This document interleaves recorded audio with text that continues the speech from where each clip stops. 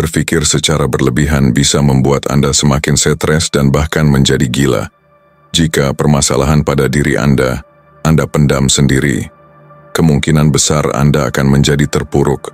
Gimana cara merubah pikiranmu yang selalu sedih dan galau menjadi semakin ceria? Kamu sangat tepat, disinilah tempatnya. Kami King Stoic akan memberikan motivasi-motivasi penting untuk kalian dengarkan. Maka dari itu amati video ini, dengarkan dan kerjakan. Ayo kita mulai. Yang kita lukis sendiri di kepala kita. Seperti yang pernah kita singgung di awal, bukan peristiwa yang menghancurkan kita, tetapi tafsir kita terhadap peristiwa itu. Bisa jadi, kamu sudah sangat dekat dengan peluang besar. Tapi di detik-detik terakhir, kamu memilih mundur, karena rasa takut yang kamu kira nyata, padahal hanya interpretasi yang belum sempat kamu uji. Biasanya, kalau kita jujur, kita sadar bahwa banyak keputusan yang kita tunda. Bukan karena benar-benar berbahaya, tapi karena kita terlalu sibuk membayangkan betapa buruknya kemungkinan itu. Budaya kita secara halus mengajarkan untuk tidak terlalu menonjol. Bukan karena tidak boleh pintar, tetapi karena ada rasa takut kolektif, takut dianggap aneh, sombong, atau berbeda. Jadi, banyak dari kita memilih untuk bersembunyi dalam normal, daripada mengambil risiko untuk menjadi istimewa. Mungkin kamu pernah merasa ada sesuatu yang membara di dalam dirimu. Hasrat untuk melangkah lebih jauh, tapi rasa takut membungkusnya dengan selimut ketidakpastian. Kita sering keliru, mengira bahwa rasa takut adalah tanda bahwa kita harus berhenti. Padahal, seperti yang diungkapkan Rollo May, ketakutan itu bisa jadi justru undangan untuk menciptakan sesuatu yang lebih besar. Tanda bahwa kamu sedang berdiri di batas lama hidupmu dan siap untuk melompat. Tapi di titik itu, banyak orang berhenti karena membayangkan resikonya lebih mudah daripada membayangkan keberhasilannya. Padahal, ironisnya, tubuhmu, dengan segala getaran dan degup jantung cepat saat menghadapi peluang, bisa jadi sedang memberimu sinyal kegembiraan, bukan ketakutan. Kalau kamu sering merasa lelah, bahkan sebelum memulai sesuatu, kemungkinan besar itu bukan karena kamu lemah, tapi karena amigdalamu bekerja terlalu keras, mencoba melindungi kamu dari hal-hal baru yang sebenarnya tidak membahayakanmu sama sekali. Dan biasanya, kalau kita sudah terlalu sering mendengarkan ketakutan, kita mulai percaya bahwa zona nyaman adalah tempat aman. Padahal, zona nyaman itu seperti pasir isap. Semakin lama kamu diam, semakin dalam kamu tenggelam. Satu hal yang mungkin perlu kamu renungkan perlahan. Kalau hari ini kamu merasa takut untuk melangkah, apakah itu karena kamu benar-benar menghadapi bahaya? Atau karena kamu terlalu takut menghadapi perubahan? Bisa jadi, kalau kamu mulai melihat ketakutanmu sebagai panggilan untuk berkembang, hidupmu akan mulai bertransformasi dengan cara yang tidak pernah kamu bayangkan. Mungkin, kalau kamu memilih untuk tetap bergerak, walau dengan langkah kecil, suatu hari kamu akan terkejut, karena dirimu yang baru jauh lebih kuat daripada apa yang pernah kamu khawatirkan. Bayangkan, kamu berdiri di sebuah jembatan kayu tua. Di seberang sana, ada hidup yang kamu impikan. Jembatannya bergoyang, anginnya menderu, dan ada suara-suara kecil di kepalamu berkata, bagaimana kalau aku jatuh? Bagaimana kalau aku gagal? Bagaimana kalau aku ditertawakan? Tapi, apa jadinya kalau kamu melangkah, dan ternyata jembatan itu lebih kuat daripada kelihatannya? Atau lebih jauh lagi? Apa jadinya kalau kamu melangkah, dan justru menemukan bahwa kakimu sendiri selalu cukup kuat untuk menahanmu? Bisa jadi, keberanian kecilmu hari ini akan membuka pintu-pintu yang tidak pernah kamu bayangkan. Bisa jadi, orang-orang yang dulu kamu kira akan menghakimimu justru terinspirasi oleh keberanianmu. Atau mungkin, kamu akan kehilangan beberapa orang di sepanjang jalan, tapi kamu akan menemukan dirimu sendiri. Apakah kamu lebih memilih hidup dalam keraguan yang nyaman, atau dalam pertumbuhan yang menantang? Apakah kamu siap menghadapi ketidakpastian demi melihat versi terbaik dirimu sendiri muncul ke permukaan? Atau kamu lebih memilih tetap menjadi bayang-bayang dari dirimu yang seharusnya? Seperti yang kita bahas di awal, semua ini kembali ke bagaimana kita memandang diri sendiri. Kalau kamu mau membebaskan dirimu dari rasa takut, langkah berikutnya tidak kalah penting. Bagaimana kamu mengatur ulang pola pikirmu untuk benar-benar mulai mengendalikan takdirmu? Karena setelah kamu berani melangkah, kamu perlu tahu kemana kakimu seharusnya mengarah. Kalau kamu masih di sini, tetap bersama aku.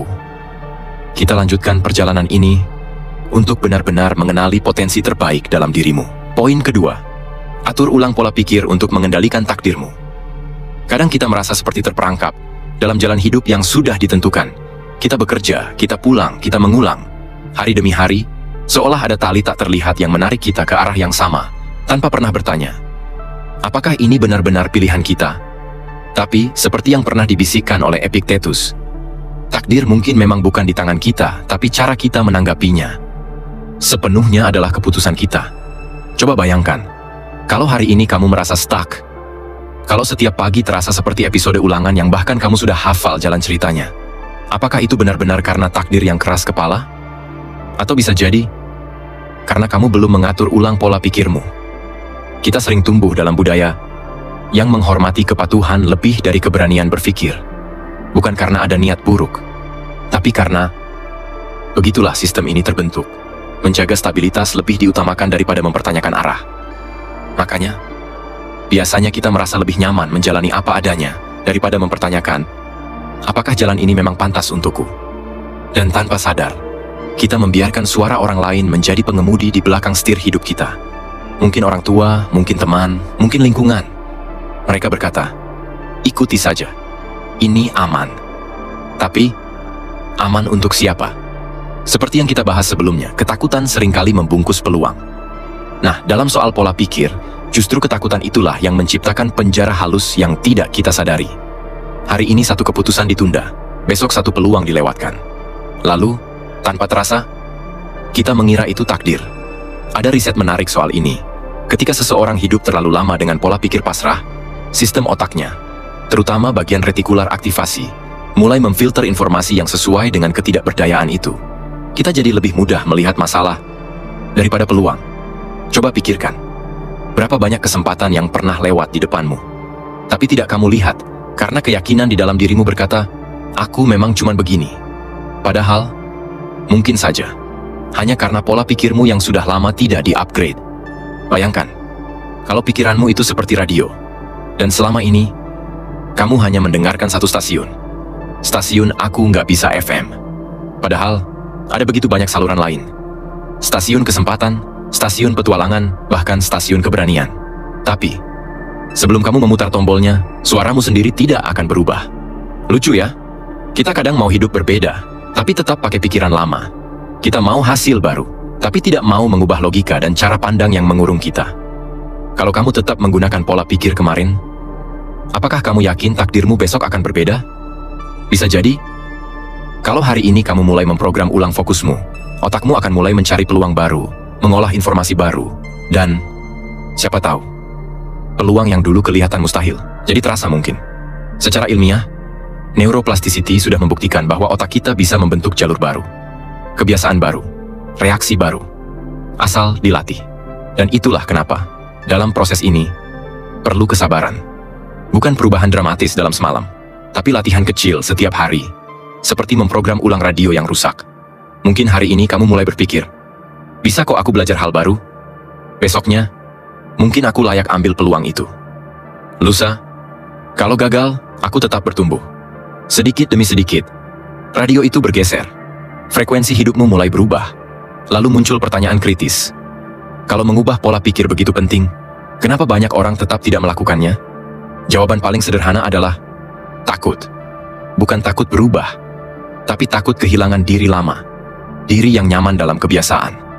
Karena harus jujur, mengakui bahwa selama ini kita berpikir salah. Itu butuh kerendahan hati. Dan lucunya, kadang bukan hanya takut salah, tapi juga takut berhasil. Karena begitu kamu berhasil, duniamu berubah. Orang-orang di sekitarmu mungkin merasa kamu beda. Hubunganmu mungkin bergeser.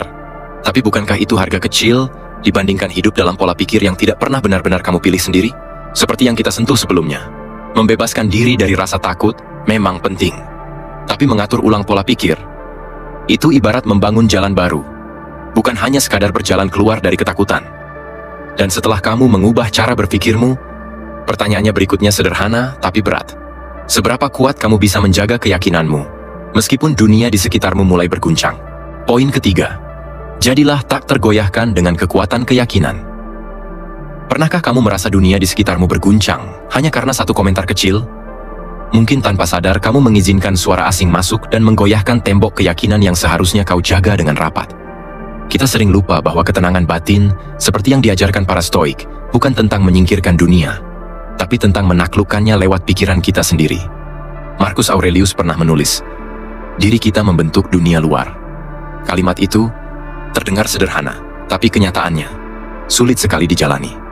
Karena seringkali kita lebih sibuk memperbaiki dunia di luar, padahal yang perlu diperbaiki sebenarnya cermin di dalam diri.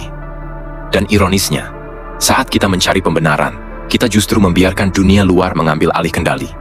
Kalau kamu merasa ini familiar, tenang, kamu tidak sendiri. Biasanya, kalau kita memegang keyakinan yang berbeda dari kebanyakan orang, kita akan dianggap keras kepala, seolah-olah mempertahankan sesuatu yang tak populer adalah sebuah dosa sosial. Tapi coba pikirkan ini, kalau semua orang menyesuaikan diri tanpa pernah mempertanyakan, apa yang tersisa dari integritas pribadi? Apakah semua ini tentang harmoni? Atau hanya tentang takut tidak diterima? Rollo May, seorang psikolog eksistensialis, pernah mengatakan, keberanian sejati lahir bukan dari tidak adanya rasa takut, tapi dari keputusan untuk bertindak meskipun takut. Mungkin, banyak dari kita sebenarnya tahu apa yang kita yakini. Namun pertanyaannya, berapa sering kita diam? Mengorbankan prinsip sendiri hanya karena takut dianggap aneh, keras kepala, atau tidak sopan? Bisa jadi, kamu pernah berada dalam satu titik di mana kamu memegang teguh keputusanmu, meskipun semua orang di sekitarmu mencibir, bahkan mencemooh. Dan anehnya, justru keputusan itulah yang kemudian terbukti benar. Tapi, ada juga saat di mana kita terlalu ragu, akhirnya mengikuti arus. Dan ternyata hasilnya jauh lebih buruk daripada yang kita bayangkan. Mungkin ini cara dunia mengajarkan kita, bahwa integritas tidak butuh tepuk tangan. Kalau kita perhatikan lebih dalam, ada alasan biologis kenapa kita mudah sekali goyah. Tekanan sosial bekerja diam-diam melalui sesuatu yang disebut tekanan konformitas. Secara naluriah, otak kita lebih suka diterima kelompok ketimbang merasa sendirian. Dan di saat kita mempertahankan pendirian sendiri, sebenarnya korteks prefrontal kita sedang berjuang keras melawan arus mayoritas. Tidak semua orang kuat berdiri di tengah badai itu, bukan karena lemah, tapi karena belum cukup melatihnya. Menariknya, saat kita berhasil mempertahankan keyakinan kita, sistem dopamin di otak memperkuat perilaku itu. Membuat kita merasa puas. Bukan karena diakui orang lain, tapi karena kita berhasil setia pada diri sendiri. Sebuah hadiah diam-diam dari tubuh kita sendiri, kalau kita cukup sabar untuk bertahan. Biasanya, kalau ada seseorang di lingkungan kerja yang konsisten dengan prinsipnya, cepat sekali muncul label kaku, nggak fleksibel.